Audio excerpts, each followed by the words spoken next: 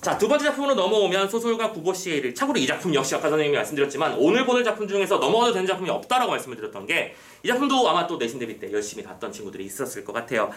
자, 일단은 이 작품의 작가가 박태원이라고 되어 있는데 참고로 우리가 보고 있는 이 작품 수능특강에 대략 2년마다 반드시 등장하는 작가라고 생각하면 됩니다. 굉장히 필수 작가 중에 한 명이에요. 그리고 이 박태원이라는 작가 자체가 무슨 작가? 모더니즘 작가. 그리고 잘 알고는 계신지 모르겠지만 이 모더니즘이라고 하는 게 도대체 뭐냐라고 한다면 기성 작법의 반항 정도로 이해하시면 되게 아주 물론 너무 극단적이긴 하지만 좀 편안한 이해 방법이 아닐까라고 선생님 설명을 자주 해요. 소설에서 자신의 정서를 썰을 풀어가면서 쭉쭉 드러내주는 게 아니라 새로운 기법을 통해서 새로운 방식으로 접해줄 수 있게 만드는 것, 그런 것들을 모더니즘 작가의 박태원은 많이 추구를 했었는데, 그래서 이 작품 같은 경우에는 우리가 좀 얘기해야 될 게 몇 가지 있는데, 첫 번째로는 자, 이 작품을 알게 만들어주는 데 도움을 주는 몇 가지 키워드. 첫 번째, 세태소설이라는 단어. 오케이. 두 번째, 의식의 흐름이라는 기법. 마지막 세 번째, 자전적 소설이라는 키워드. 요 세 가지 정도는 알고 시작하면 편안해요. 요거까지도 알려드릴까? 네 번째, 여로형 부족. 자, 하나하나의 키워드들에 대해서 설명을 좀 보태드리겠습니다. 먼저 세태소설이라고 하는 것은 뭘 말하는 거냐면 하나의 시대에 대해서 그 양상을 관찰하는 형태로 나타난 작품을 세태소설이라고 불러요. 요즘 이런 세태를 비판하다 이런 식의 말들 들어본 적 있죠? 세상의 어떤 흐름, 세상의 양상들을 있는 그대로 눈에 비치는 그대로 관찰하면서 쓰는 글이야. 그런데 이 작품은 그 세태소설을 의식의 흐름이라고 하는 굉장히 중요한 기법으로 표현을 하는데, 자, 선생님 저 기출 공부 좀 했습니다 하는 사람은 이 단어를 모를 리가 없지? 특히 여러분들을 많이 혼란스럽게 하는 키워드 중에 하나나, 그쵸? 이 작품은 의식의 흐름 기법을 통해 작가의 정서를 표현하고 있는 중이다. 이런 식의 말들 많이 봤을 텐데, 이거 조심해야 돼. 의식의 흐름 기법은 속에 심리가 드러난다고 해서 무조건 의식의 흐름이라고 부르지 않습니다. 요거를 정리해놓은 단원이 잠깐만 있나? 딱히 없네. 자, 그냥 이렇게 설명을 할게요. 참고로 이 작품은 요것과 관련해서 고현학적 태도를 지진다라고 나오거든요. 아주 말이 어려운 말이 좀 안 나오죠? 이 고현학이라고 하는 건 뭘 말하는 거냐면, 그러니까 일상에 나타난 인물들의 어떤 관습 혹은 풍속들을 약간 뭐라고 해야지? 다큐멘터리 찍듯이 표현하는 거야. 그걸 고현, 드러낸다는 얘기지.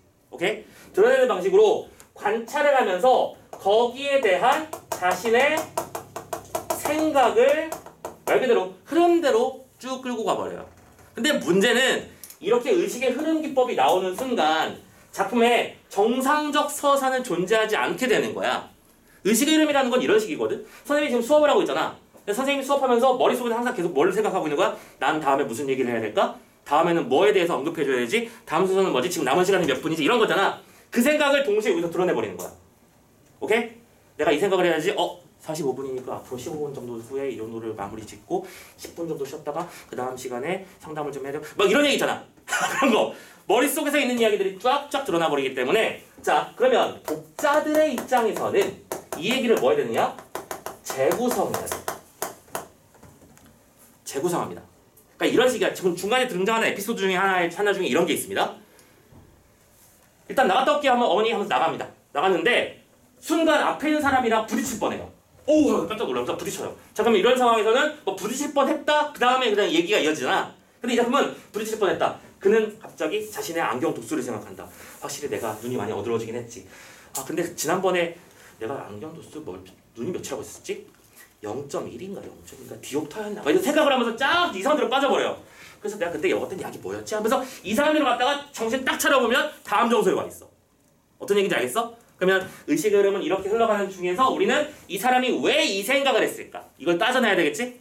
이것의 어떤 기점은, 발현 기점은 무엇인가? 그래서 재구성할 때 사건을 재구성한다라는 측면에서 좀 잘 살펴보는 게 중요하고, 이게 바로 의식의 흐름이라는 기법이 보여주는 어떤 특징 같은 겁니다.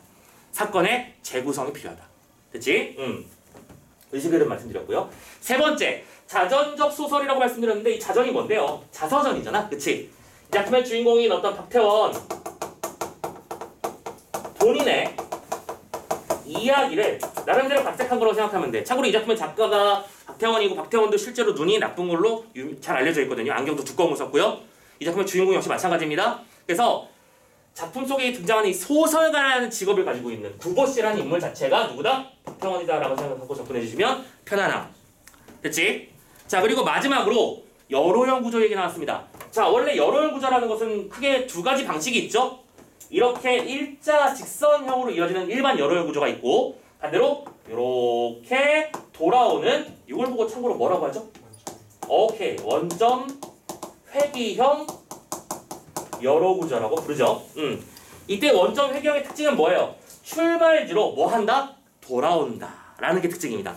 그래서 여러분들 혹시 만세전 기억하십니까? 배운 사람들 있죠? 만세전 같은 경우에도 이 작품을 얘기하면서 결국 원상복귀를 해버리지. 일본에 대한 저항심과 적개심과 반항심이 극도에 터졌다가 결국에는 퇴퇴퇴 하고 도망가면서 원래 위치로 돌아오잖아. 이 작품도 마찬가지야.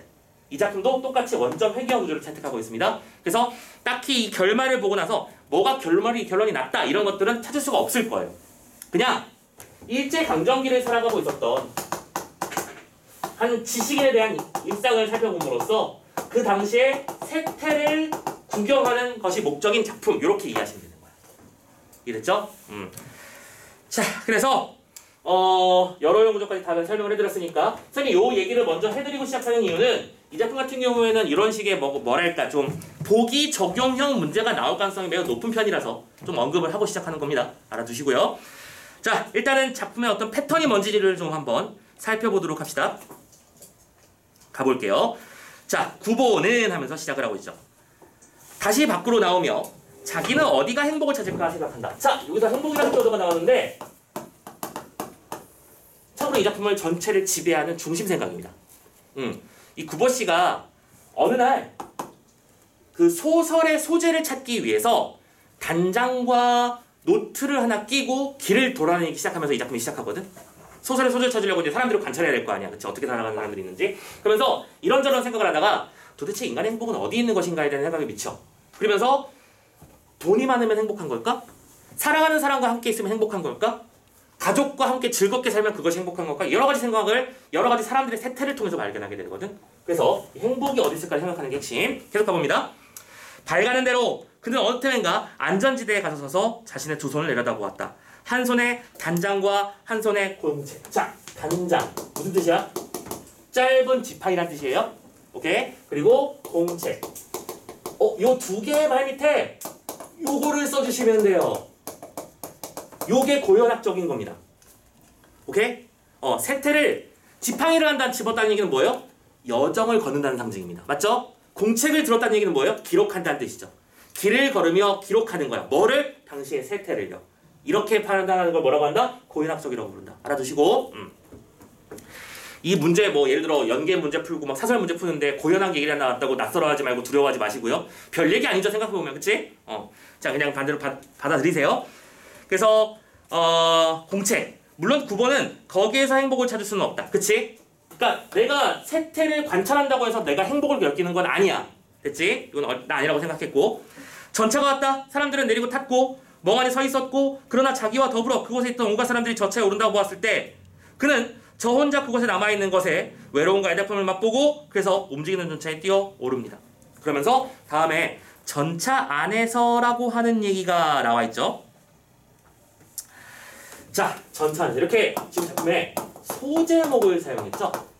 요런 소제목을 사용한다는 것 자체가 모더니즘적인 태도예요. 왜냐면 그 전에는 이렇게 소제목 넣는 게 고전 소설에서 나왔지 요즘 소설, 그러니까 일제강점기의 대부분의 소설은 이런 게 없었거든. 무슨 말인지 알겠죠? 새로운 방식을 동원해서 새로운 인식을 부여하는 게 모더니즘의 특징이라고 아까 말씀드렸죠? 그냥 그 정도만 잡아주시면 됩니다. 자, 전차 안에서 9번은 우선 제 자리를 찾지 못한다. 하나 남았던 좌석은 뺏겼고요. 그 다음에 젊은 여인에게 그 다음에 점령당했죠. 9번은 한 구석에 가서 서서 자기는 대체 이 동백문항 기차를 타고 어디까지 가야 할 것인가를, 대체 어느 곳에 행복은 자기를 기다리고 있을까를 생각해 본다. 지금 이 장면 뭐예요? 내면 의식의 기술에 해당하는 부분이죠. 내면 의식 체크. 이제 차는 동대문을 돌아서 경성운동장 앞으로 해서 하면서 차창의 내용을 이제 차의 어떤 흐름 보고 있습니다. 참고로 내용 재구성해 보세요. 구보가 저 차의 노선표를 외우고 있는 사람일까? 아니겠지? 현재 구보가 하고 있는 행동은 무엇입니까? 노선 안내도를 보고 있는 거야. 그렇지? 무슨 얘기인지 알겠어? 이렇게 재구성을 해야 되는 거야. 구보의 실제 행동은 노선 안내도인데 우리는 그걸 생각을 통해서 바라보고 있는 중이야. 그러면서 이번에는 창문을 쳐다봅니다. 전착과에서는 그곳에 뉴스를 게시하는데 그러나 요사이 사람들은 축구도 야구도 하지 않는 모양. 어쨌든 장충단, 청량리, 성북동 계속해서 노선도를 차근히 살펴보고 있는 중이고 여기 하나하나 읽어가면서 머릿속에서 여러 가지 생각이 흘러가는데 그러나 요사이 구보는 교회를 즐기지 않는다. 교회를 즐기지 않는다. 이 구절 자체도 뭐인 거야? 실제로 하는 행동은 노선도를 보고 있는 거라니까? 노선도에 적혀있는 지명을 보다가 그 지명들의 공통점은 교회, 그치? 서울 시내 바깥 지역이야.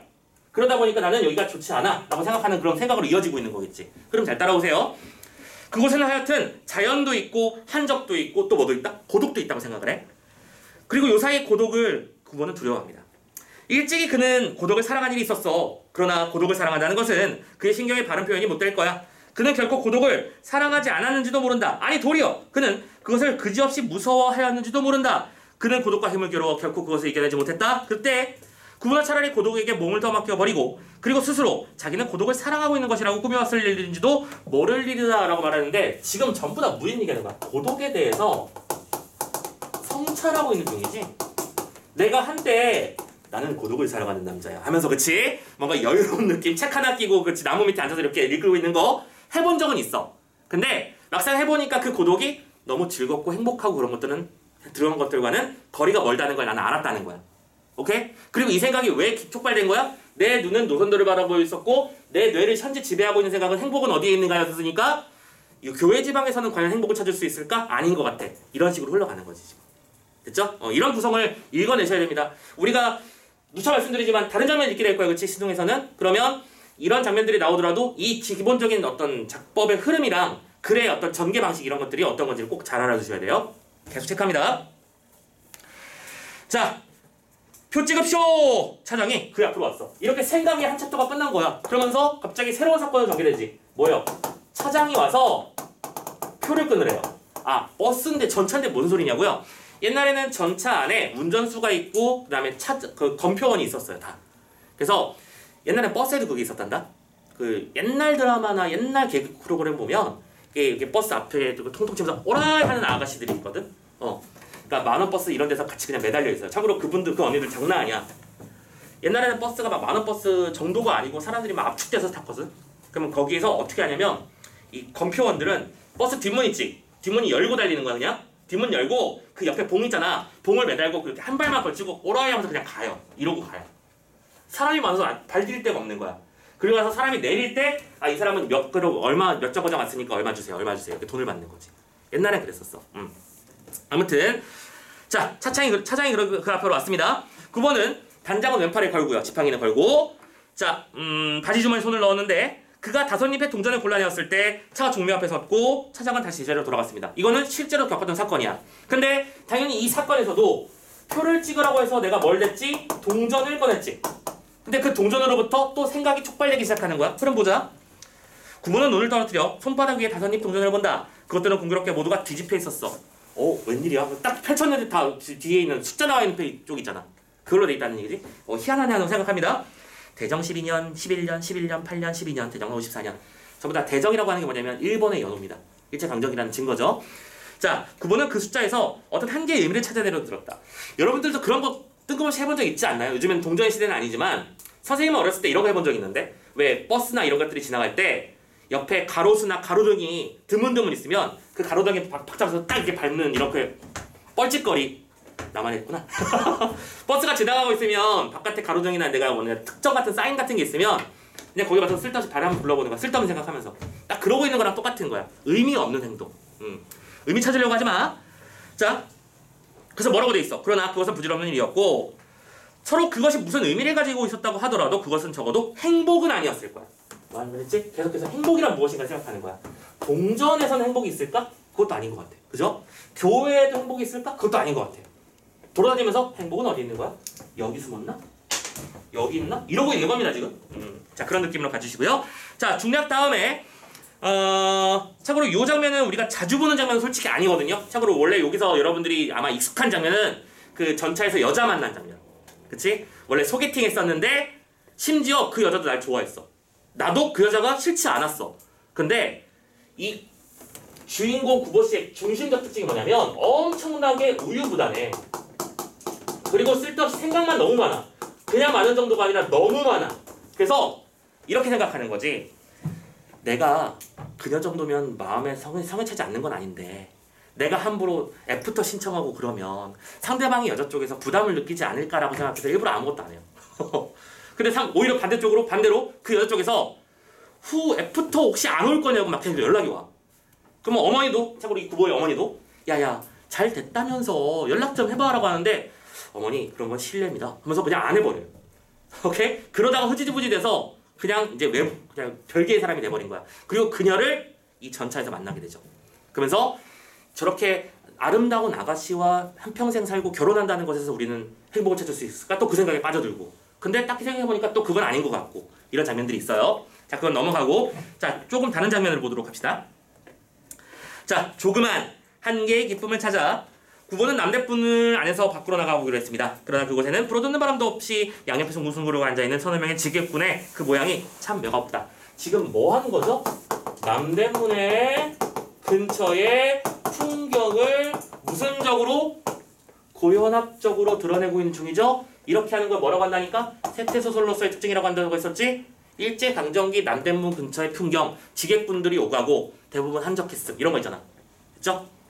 알아두시고 구보는 고독을 느끼고 사람들이 있는 곳으로 가고 싶다고 생각했어. 그는 눈앞에 경성역을 봅니다.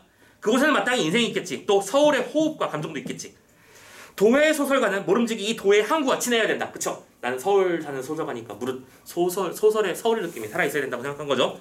그러나 물론 그러한 직업의식은 어떻든 좋았다. 다만 구보는 고독을 상등 대합실 군중 속에서 피할 수 있으면 그만이다. 그치? 겉으로는 그런 얘기하고 있지만 속으로는 무슨 생각하는 거야? 혼자 있는 건 싫어. 오케이? 생각한 거야. 그래서 사람 있는 데로 갑니다.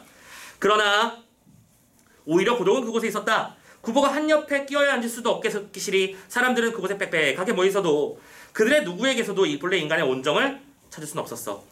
사람들은 거의 옆 사람에게 한마디 말을 건네는 일도 없이 오직 자기네들 사무에 바빴고 혹시 말을 건네도 그건 자기네가 타고 갈 열차의 시각이나 그따위 것에 지나지 않았지. 그네들의 동료가 아닌 사람들에게 그네들은 변소에 다녀올 동안에 그네들의 짐을 부탁하는 일조차 없었어. 자, 저 말하지만 두 번째는 지금 이건 뭐예요? 경성역의 풍경입니다. 그리고 이거를 세태 형식으로 그리고 있고 세태에서 중요한 건 그는 이러한 세태 속에서 뭘 느껴? 고독과 단절을 느끼고 있지. 요즘 시대의 사람들이 다 그런 것 같아. 그리고 상식적으로 여러분들 지하철 타고 가다가 옆에 있는 사람한테 안녕하세요? 이럽니까? 이상한 사람 취급받지. 그치? 자기 할 일에 몰두하게 냅두잖아. 우리 전통의 정서는 기본적으로 오지랖이죠. 좋은 단어가 아닐 수는 있겠지만 좀 극단적으로 말하자면 이런 비유도 하잖아. 시골 분들은 우리 이웃집에 숟가락 개수까지 다 한다. 그치? 어떤 일이 있으면 다 함께 기뻐해주고 축하해주고 또 어떤 일이 있으면 함께 비난을 하기도 하고 이런 식으로 나타나는 분위기가 있었는데 도시적 삶이라고 하는 것은 그로부터 많이 거리가 멀어져서 각자 단절된 삶을 살고 있다. 이게 바로 현재의 뭐다? 우리의 세태다 라는 걸 보여주고 있는 거죠. 그래서 또 한 번 말씀드리는 겁니다. 세태소설이라고 말씀드리는 거죠. 계속 자 아무튼 그런 그를 뭐라고 생각합니까? 그들을 가엾다라고 생각한 구보는 한 구석에 가서 노파를 바라봅니다.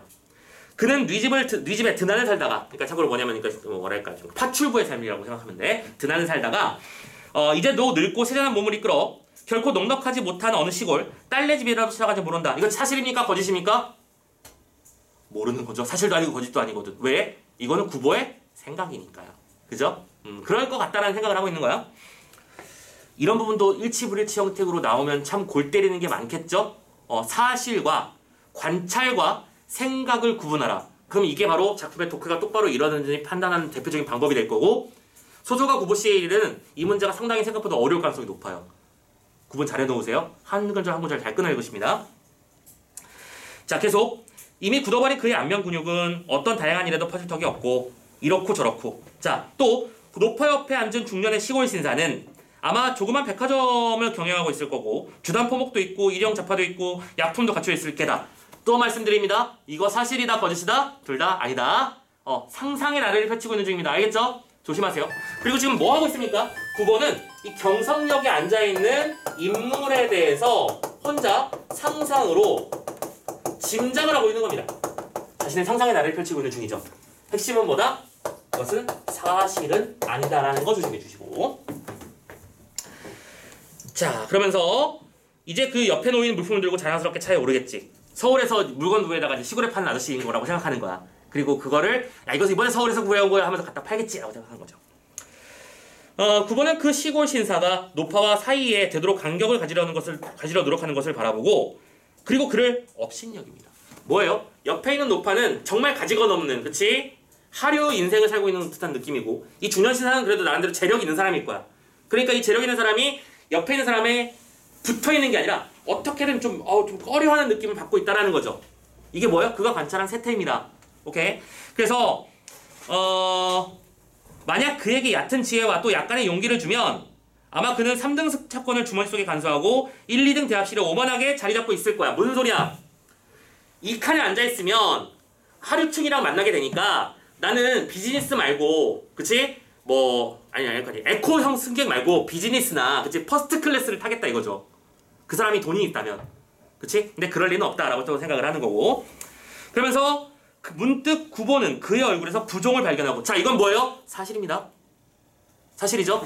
자, 지금 인물에서 어떤 중년 신사를 발견했고, 중년 신사에게 대해서 무슨 생각을 가지고 있는가? 부정적 인식을 가지고 오고 있어. 처음에는 예상을 했지. 이렇게. 그러니까 그의 실제로 본 건 뭐예요? 행동입니다. 맞죠? 그 행동의 내용은 뭐였죠? 옆에 있는 노파와 거리를 두려고 하는 모습이었고, 또 인물의 지금 뭘 본 거야? 얼굴을 봤어요. 그럼 이렇게 하자. 외면을 봤습니다. 뭘 발견했다고? 부종을 발견했다고 했었지. 그러니까 대상의 행동과 대상의 외면 혹은 외양이라고 해도 되겠다, 그치? 외양을 통해서 인물의 어떤 세태에 대해서 예측하고 있는 중이야. 그럼 이건 당연히 사실과 관찰 결과와 예상을 구분을 정확하게 해주는 게 중요할 것 같아요. 맞죠? 자, 그런 의도로 나온 거라고 생각하시면 좋을 것 같아. 그래서 신장염, 그뿐 아니라 9번은 자기 자신의 만성 위 확장을 새삼스러이 생각하지 않으면 안 된 거야. 그거 봐. 생각이 막 흘러가다가 이제 나도 쟤랑 똑같이 아픈데? 라고 생각한 거야. 부종이라는 게 붓기거든. 저렇게 부었다면 심장 쪽이 안 좋겠구나? 이렇게 생각을 한 거죠. 그러나 9번가 매점역까지 갔었을 때 그는 그곳에서도 역시 병자를 보지 않으면 안 됐다. 지금 9번은 실제로 뭐하고 있는 중이라고? 경성역 구내를 돌아다니고 있는 중입니다. 맞죠? 이제는 어디 옆으로 간 거야? 매점 옆으로 갔어. 40세의 노동자, 전경부의 광범한 팽룡, 그 다음에 돌출 안구, 경미한 진동, 그것은 분명한 바세도씨병. 나름대로 의학의 소견이 있어서 이 사람은 이런 내용을 잘 알고 있어요. 그것은 결코 누구에게도 깨끗한 느낌을 주지 못하는데 사람들은 그 좌우에 좌석이 비어있어도 앉으려고 하지 않죠. 저는 선생님이 예전에 그런 경험이 있는데 선생님이 무슨 노숙자에 대해서 불결한 감정 이런 거 가지는 않지만 실제로 노숙인들이 정말로 오랫동안 안 씻으면 냄새가 그러니까 악취 정도의 레벨이 아니라 코가 아프죠. 혹시 그런 경험 해본 적 있나요? 선생님 예전에 지하철을 탔는데 한 노숙자분이 그 지하철 이렇게 거대한 긴 좌석에 한중간에 앉아 계시는데 아무도 그 옆에 안 가는 거야. 그래서 웬일인가 하고 내가 궁금해가지고 옆으로 슬쩍 가봤다? 우와, 코가 아프더라. 어떻게 사람이 그럴 수도 있는지. 물론 당연히 본인은 아마 큰 느낌을 못 받을 거야. 우리 인간의 후각은 어쨌든 적응하기 마련이니까. 야, 저렇게 될 수도 있구나 사람이 라는 생각이 들면서 빨리 저분 데려가서 어떻게 좀 씻기면 참 좋겠다는 생각도 했었는데 아무튼 딱 그런 느낌인 것 같아요. 그죠? 옆에 가기 싫고 힘들고. 자, 아무튼 뿐만 아니라 그에게서 두 칸통 떨어진 곳에 있었던 아이업은 젊은 아낙네가 바스켓 속에서 잘못해서 시마트 앞바닥에 떨어뜨린 한 개의 복숭아가 그 앞에 왔을 때 여인은 그것을 쫓아와서 짓기를 단념하기조차 했어요. 오케이? 근데 결론적으로 지금 이 인물이 바라보고 있는 인물들의 모습은 전부 다 뭐예요? 단절이죠. 그쵸? 소통한 사람 단 한 명도 없습니다. 구분은 이 조그만 사건에 문득 흥미를 느끼고 그 노트를 펴들었고 그러나 그가 문 옆에 기대어 쓰고 있는 캡 쓰고 린넨 스메일이 양복을 입은 사내에 온갖 의욕을 갖는 두 눈을 발견했을 때 9번은 또 우울함을 느끼며 떠났습니다. 뭐예요?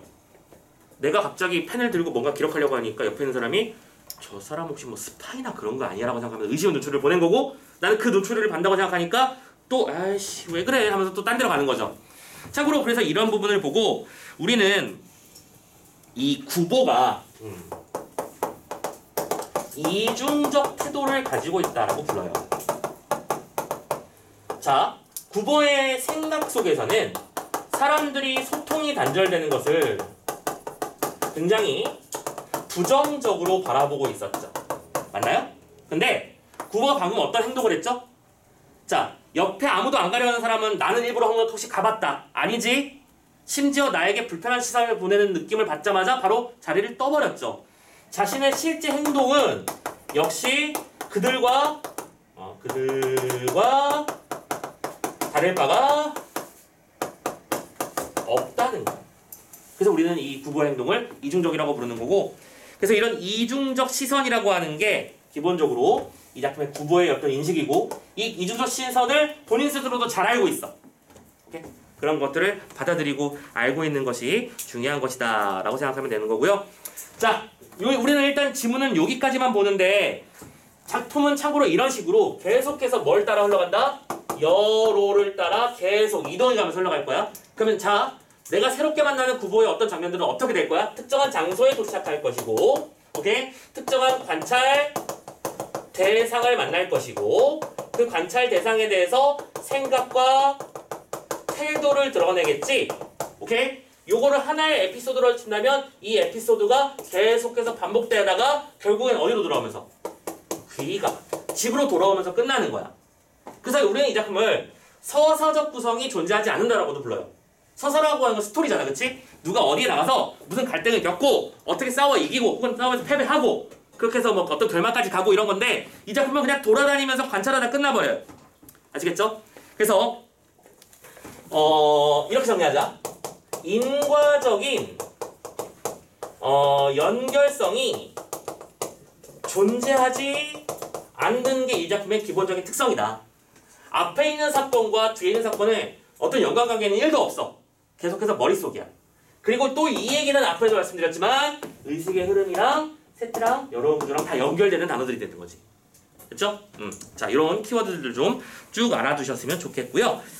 선생님이 역시 이 구보와 관련된 지문도 이런 부분을 읽어봐야 돼 라고 하면서 보조자료에 2가지 버전을 실어드렸을 거야. 그치? 하나는 2페이지 정도로 암축되어 있는 버전이 있고 그 뒤에 넘어가면 역시 수솔과 구보씨 일일이 81일이라고 되어 있는 이런 장면들이 있는데, 자, 구보씨는 쉬운 작품은 솔직히 아니거든? 그래서 몇 가지 주요 장면을 조금만 더 보고 좀 정리를 해드릴게요. 자, 소설과 구보 보조자료 펼쳐주시고요. 소설가 구보씨의 일일이 나와 있는 2번째 지문, 아마 81페이지라고 표현된 쪽일 거야. 또 찾아주세요. 왜 페이지를 안 넣어가지고 고생을 하지? 찾으셨나요? 오케이. 소설가 구보씨의 일일 08이라고 챕터가 제목이 담겨 있고 81페이지라고 표현된 그 부분 됐죠? 자, 거기서 이런 부분을 보도록 합시다. 자, 이런 식이야. 중간 아랫부분쯤 보면 구보는 마침내, 이 부분 찾았니? 같이 읽을게. 구보는 마침내 다리 모퉁이까지 이르렀다. 아까 말씀드렸죠? 패턴이 뭐라고요? 어딘가에 간다니까? 그리고 뭔가를 보게 되고 어떤 사건을 겪어. 그리고 거기에 대해서 생각을 해. 그 코드를 기억해, 머릿속에. 가자. 모퉁이에 이르렀다. 그의 일 있는 듭쉽게 꾸미는 걸음걸이. 이게 뭐예요? 우리 아싸들이 많이 하는 행동이, 인싸가 아니야. 아싸들이 많이 하는 행동인데 별일 없는데 외출해야 된다고 생각하면 갑자기 막 되게 열심히 꾸미고 나가는데 알고 보면 뭐 편의점 가는 거고 이런 거잖아. 딱 그런 느낌으로 좀 길을 걷는다는 얘기야. 오케이? 내가 특별히 누굴 만나기 위해서 혹은 어떤 사건을 경험하기 위해서 그런 게 아니라 그냥 나가는 겁니다. 근데 오늘은 뭔가 있을 것 같다는 그런 행동을 보여주죠. 계속. 자, 그렇게 해서 그곳에 걸음을 멈추는데 어디를 갈까 생각을 해봅니다. 모두가 그의 갈 곳인데 한 군데라도 그가 갈 곳은 없었다. 뭐 밑에서 써져 있지만 고독감, 방향상실감을 상징하는 구절이다. 뭐 어려운 내용은 아니지? 이런 건 넘어가자고 당연한 거니까. 한낮의 거리에서 구보는 갑자기 격렬한 두통을 느낀다. 비록 식욕은 왕성하더라도 잠은 잘 오더라도 그것은 역시 신경쇠약에 틀림없었고 구보는 떨떠름한 시골 얼굴을 합니다. 자, 길을 나섰는데 갑자기 두통이 찾아왔어. 생각을 하지. 내가 좀 신경쇠약 증세에 걸렸나? 하면서 갑자기 그 다음 멘트가 뭐죠? 취박 4.0, 취나 2.0, 취한 2.0 이러고 있지 지금. 이게 뭐냐면 처방전이에요. 아프다. 아프니까 병원 갔다. 병원 갔으니까 약을 지어왔다. 약의 처방전이 생각난 거야 지금 이거. 그러니까 이렇게 막 퉁퉁 튀어다니는 거 잘 따라잡으셔야 돼요. 오케이? 갑자기 그래서 1일 3회 분복 나누어 먹고 2일분이다 라고 되어 있는 이 멘트를 보고 우리는 이게 처방전이라는 눈치를 채야 되는 거지. 이해되셨나요? 왜 처방전을 생각했다고? 두통 때문에. 두통의 원인은 신경쇠약이었고 신경쇠약은 머리 아픔을 느꼈기 때문이고 이런 식으로 가는 거야. 다음 페이지 넘겨주세요. 그가 다니는 병원의 젊은 간호부가 반드시 삼바스이라고 발음하는 이 약은 그에게는 조그만 효험도 없어. 약 잘 듣지도 않던데요. 그러면서 생각하고 있는 거야. 근데 갑자기 구보는 옆으로 몸을 비킵니다. 그 순간 자전거가 몸을 싹 하고 지나가죠. 자전거에 위에 젊은이는 모멸 가득한 눈으로 구보를 돌아봅니다. 꼭 방국기님이 성질낸다고 그지? 꼭 사람 위험하게 만들어 놓고 자기가 더 잘난 것처럼 이렇게 얘기하죠. 얘는 많아요. 자, 그는 구보의 몇 한 통 뒤에서부터 요란스럽게 종을 울렸던 게 틀림없어. 왜 그가 이렇게 나를 짜증나는 얼굴로 쳐다보면서 아이 새끼 하면서 갈까? 분명히 비켜달라고 했었겠지. 오케이? 내가 갑자기 튀어나온 게 아닌 이상 비켜달라고 했는데 안 비키니까 열받았던 거야. 그리고 나는 뭐 했던 거죠? 공상에 빠져 있어서 못 들었던 겁니다. 자, 그렇게 되니까 그것을 위험이 박두하였을 때야 비로소 몸을 피할 수 있었던 것은 반드시 그가 그 3BC 라고의 처방을 외우고 있었기 때문만이 아니다. 왜냐? 구보는 자기의 왼편귀 기능에 스스로 이용한 것 같습니다. 나는 왼쪽 귀가 또 잘 안 들려. 계속 아픔으로 다시 돌아오는 거야. 그지? 그래서 병원의 젊은 조세는 결코 익숙하지 못한 솜씨로 귀 속을 살피고 대담하게 그 안쪽이 너무 몹시 불결한 까닭에 아무런 이상이 없다고 선언했습니다. 너무 슬픈 얘기죠. 기법이 너무 많아서 안 보이긴 하는데 문제는 없는 것 같은데요. 이런 얘기가 온 겁니다. 한 덩어리의 귀지를 갖기보다는 차라리 4일주일간의 치료를 요하는 중이염을 앓고 싶다고 생각한 구보는 그의 선언에 무한한 굴욕을 느끼며 그래서 신경질 내면서 귀환을 맨날 청소했다는 겁니다. 그쵸? 차라리 중이염이었으면 내가 이 상황을 핑계라도 낼 수 있을 텐데 그냥 귀 속이 더럽대잖아. 근데 어쨌든 나는 지금 왼쪽 귀가 잘 안 들린다고 생각을 하는 중이었어. 그러니까 그러나 구보는 다행하게도 중이 질환을 가진 듯 싶었어. 어느 기회에 의학사전을 뒤지다가 중이가 다바에 걸렸다고 혼자 생각했고 이거는 급성과 급만성이 있는데 또 이것도 있고 저것도 있고 막 하면서 막 넘어가. 그치? 전부 다 뭐라고요? 혼자만의 공상에 푹 빠져버리는 거예요. 오케이? 이런 식으로 장소에 가고 생각을 하고 생각 속에서 공상에 빠지고 그리고 이렇게 공상에 빠진다는 것은 뭘 반증하는 거야? 지식인들의 당시의 세태에 대한 반응을 상징하는 것이기도 해. 지식인들이 자신의 뜻하는 바, 자신이 올바르다고 생각하는 바를 제대로 말할 수 있다 없다? 없는 시기야. 일본에 그때 말씀드렸었나요? 왜 지식인이라고 생각을 하는 게 힘든가요? 그 당시에는 일제강점기 시기에는 천황폐하에 대한 어떤 감사의 멘트와 어떤 한국 시민을 위한 태도 같은 것들을 얘기하는 부분이 반드시 자신의 책이나 자신의 시의 뒷부분에 붙어 있었어야 됐어. 옛날에 진짜로 그랬어. 오케이? 황제에 대한 찬양 이런 얘기가 안 붙어 있으면 책을 내지도 못했고요. 그리고 시집을 내지도 못했습니다. 그래서 참고로 여러분이 잘 알고 있는 누구지? 노천명 시인 같은 경우에도 나중에 그런 것에 굴복했던 그 결과가 나와서 여러분들 시험에서 안 배우잖아. 노천명 누군지 알죠? 모가지가 길어 슬픈 짐승이요. 그 유명한 작품이잖아. 이대 교수님이었고. 근데 요즘 여러분들 그 작품을 교과서에서 봐요? 안 보죠? 왜냐하면 그분은 일본의 압박에 굴복하신 거거든. 그래서 실제로 시집을 냈을 때도 천황폐하를 위해서 젊은이들이 희생해야 된다 이런 얘기를 시의 내용으로 쓰셨어. 그렇기 때문에 우리는 배우지 않는 거야. 이런 겁니다. 이해되셨죠? 알아두시고 자 이런 식으로 뒤쪽도 한번 쭉 읽어보세요. 특히 이게 뒤쪽에 보시면 이제 결정적 장면이라고 해서 요 장면 볼까? 어디 갔냐? 자 85페이지로 넘겨봐. 이런 거 조심하라고 말씀드리고 싶어. 아까 선생님이 전체 안에서 소개팅했던 여자를 만났다는 얘기 했었지. 그지? 자 중간에 점점점이 되어있고 여기까지만 하고 마무리 지을 거예요. 힘냅시다. 그 밑에 보시면 구보가 머리를 돌렸을 때 그 부분도 잠깐만 여기만 마지막으로 읽어볼게. 이런 장면도 중요해. 그곳에 막 차에 오른다 싶은 여성을 보고 그리고 신기하게 놀랐다. 집에 돌아가서 어머니에게 오늘 전차에서 그 색시를 만났죠 라고 하면 어머니는 응당 반색을 같이 기쁜 얼굴을 하곤 아이고 그래서 하면서 뒤를 케어 물을 거야. 그가 만일 오직 그뿐이다 라고 말한다면 어머니는 또 실망을 할 거고 그리고 그는 주변 머리 없다고 꾸짖을지도 몰라. 그러나 또 누가 그 일을 알고 그의 아들을 졸렬하다라는 말 들어본 적 있지. 별로 새가슴이다라는 얘기야. 졸하다고 말한다면 어머니는 내 아들은 원체 얌전해가지고 말이야 하면서 또 그렇게 나를 변호하시겠지. 됐어? 지금 우리가 읽은 이 장면 사실이야 거짓이야? 아니 둘 다 아니라고 했었죠? 상상이라고 했습니다. 그쵸?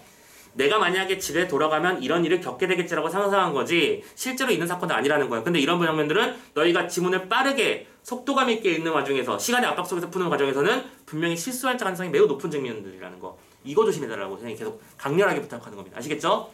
자 그리고 나서 9번은 여자와 시절이 맞으실까 겁이를 내서 딴 데 보고 있는 장면으로 넘어갑니다. 그쵸? 정작 용기는 없는 남자. 뭐 이렇게 생각하면 될 것 같아요.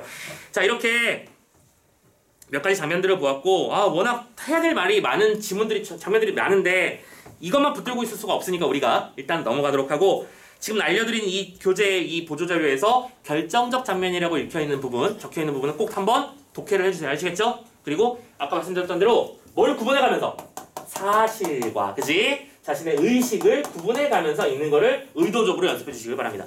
되셨나요? 오케이. 자 일단 여기까지 해서 두 번째 작품 소설가 구보씨의 1일까지도 마무리 지었습니다. 자 좀만 쉬었다가 서투른 도적 세 번째 작품으로 한번 넘어가 보도록 할게요. 자 쉬어갑시다.